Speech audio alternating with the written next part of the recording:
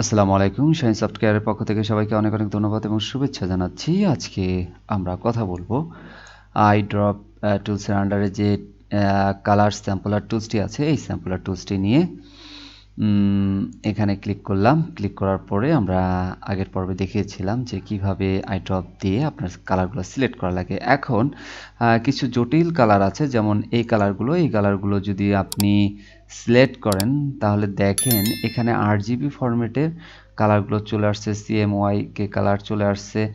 তো 8GB red হচ্ছে আপনার 54, গ্রিন হচ্ছে 9 এবং হচ্ছে ব্লু হচ্ছে 3। এই 54, 9, 3 যদি আপনি এখানে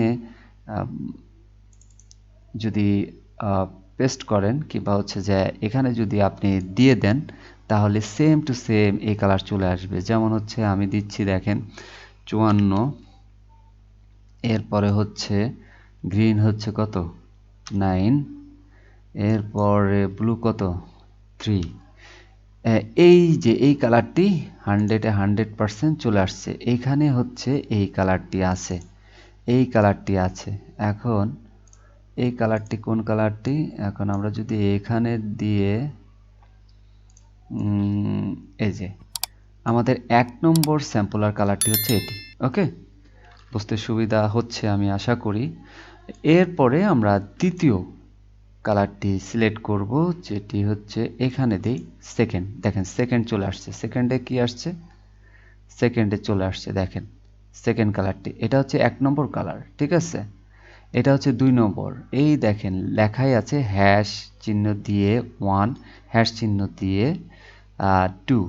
এখন 99, 90, 153 যদি আমরা দেই তাহলে আমাদের দ্বিতীয় কালার স্যাম্পলটি আমরা পেয়ে যাব। এখন আমাদের কি করা লাগবে? 8GB ফরম্যাটের কালারটি আমরা কি করতে হবে? 99, 90, এরপরে হচ্ছে 153 যদি আমরা দেই তাহলে আমাদের এই সেম কালারটি চলে আসছে। এই যে মুখের ভেতরে যে কালারটি আছে এই কালারটি আমাদের এখানে চলে আসছে। হ্যাঁ, এভাবে আপনারা কালারগুলোকে আলাদাভাবে করে নিতে পারেন। একই সাথে অনেকগুলো কালার আপনার স্যাম্পল হিসেবে নিতে পারেন, তারপরে আপনাদের কাজ শুরু করতে পারেন। এটা হচ্ছে যে আমাদের কালার স্যাম্পলার টুলসের কাজ। তো ধন্যবাদ সবাইকে। সবাই ভালো থাকবেন, সুস্থ থাকবেন। খোদা হাফেজ।